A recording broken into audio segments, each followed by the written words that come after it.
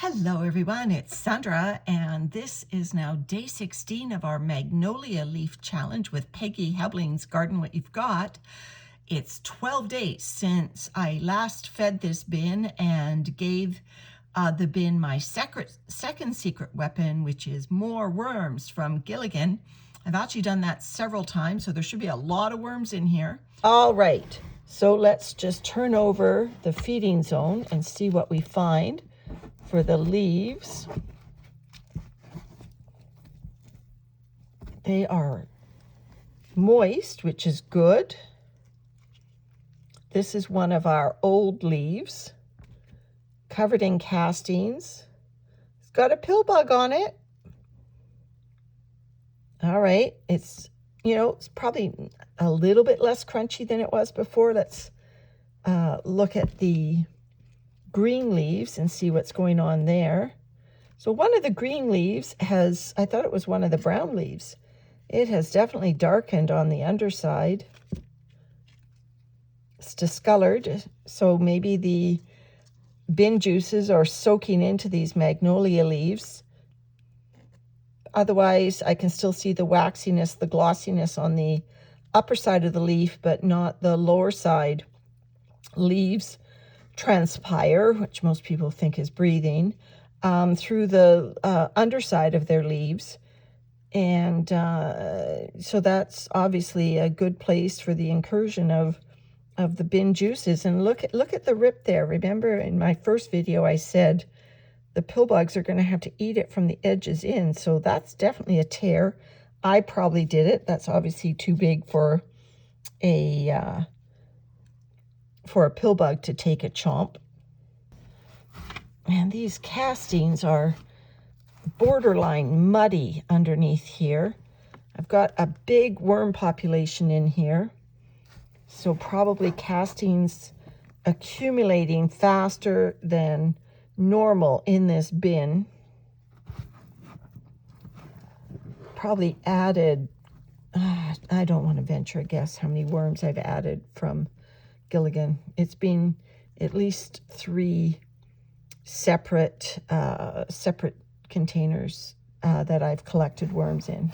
Just this last corner, like I said, this feeding zone is feeling a little muddier than I've ever felt in this bin before. The bedding is not as light and fluffy. I guess as I get away from the feeding zone, the castings are becoming fluffier, which is more what I'm used to. I'm going to put the leaves back in this corner. Lots of worms. Oh, and there's our other leaf. I see worms on it. Now, they obviously were just in the bedding that I turned up. Worms can't eat a whole leaf like this. Like I mentioned when I started this experiment, we're waiting for the isopods and the other, the millipedes of this bin to eat up these leaves.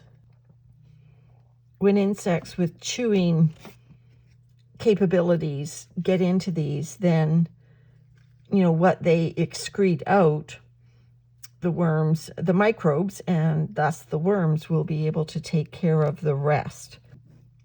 So obviously I have to give this a feeding.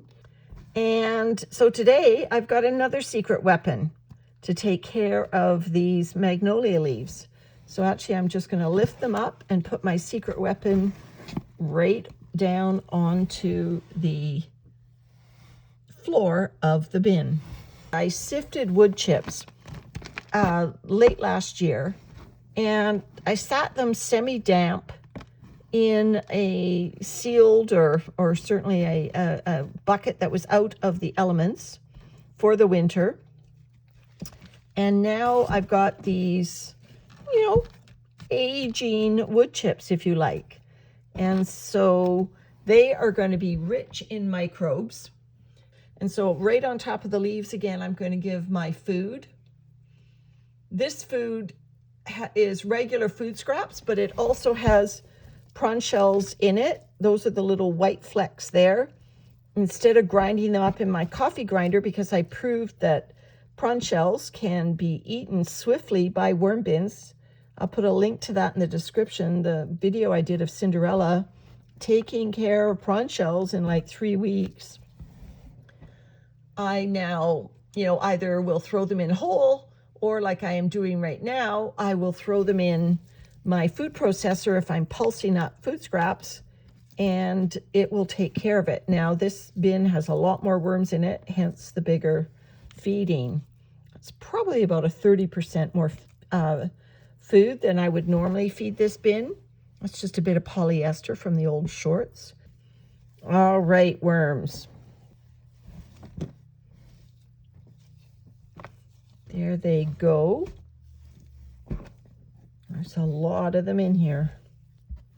I think this bin is going to be in good shape to eat those magnolia leaves. All right, everyone, take care. Bye for now.